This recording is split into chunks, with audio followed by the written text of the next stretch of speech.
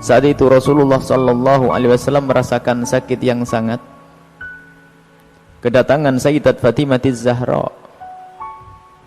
Dan seperti kebiasaan Rasulullah, kalau kedatangan putri beliau, beliau itu langsung berdiri. Dan beliau lupa bahwasanya beliau itu lagi sakit dan lagi lemah fisik beliau. Sehingga melihat wajah Sayyidat Fatimah Az-Zahra bergegas, Nabi Muhammad ingin berdiri tapi tidak mampu. Ingin berdiri lagi dan tidak mampu, ingin berdiri lagi dan tidak mampu. Kemudian Sayyidat Fatimah bergegas mempercepat langkah hingga sampai kepada Rasulullah, tidak usah berdiri ayah. Kemudian Sayyidat Fatimah Az-Zahra mencium keningnya Rasulullah sallallahu alaihi wasallam. Dan setelah itu Sayyidat Fatimah Az-Zahra agak menjauh dari Rasulullah karena waktu itu ada yang menjaga. Di antaranya Sayyidah Aisyah. Tiba-tiba Rasulullah meminta, kau ke sini, dengan isyarat. Memanggil Sayyidat Fatimah Az-Zahra, lalu didekatkanlah Sayyidat Fatimah Az-Zahra kepada Rasulullah. Dan di saat Sayyidat Fatimah Az-Zahra dekat dengan Rasulullah, tiba-tiba ditarik kepala Sayyidat Fatimah, didekatkan telinga beliau ke bibirnya Rasulullah. Dan di saat itu Rasulullah berbisik dengan satu bisikan. Saat itu Sayyidat Fatimah Az-Zahra nangis. Nangis yang luar biasa, beliau menangis. Kemudian setelah itu ditarik lagi kepala Sayyidat Fatimah Az-Zahra, kemudian dibisiki yang kedua kalinya. Dengan bisikan yang kedua kalinya ini ternyata Sayyidat Fatimah Az-Zahra tidak menangis lagi, justru yang ia temukan adalah, yang ditemukan dari Sayyidat Fatimah Az-Zahra adalah senyum.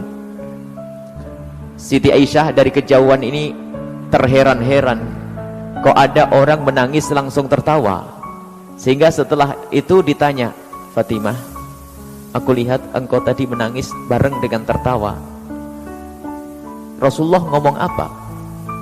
Dijawab oleh Siti Fatimah Az-Zahra, aku tidak akan menyebar rahasia ayahku, antara aku dengan ayahku selagi beliau masih hidup.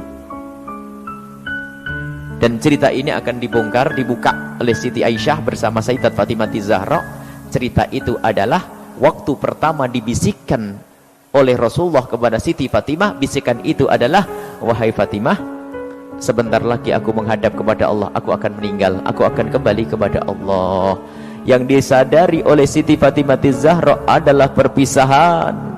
Sehingga perpisahan itu, yang ia sadari adalah perpisahan, maka dari itu rasa takutnya Siti Fatimah Az-Zahra dengan perpisahan dengan orang yang sangat dicintai menjadikan Sayyidat Fatimah Az-Zahra menangis.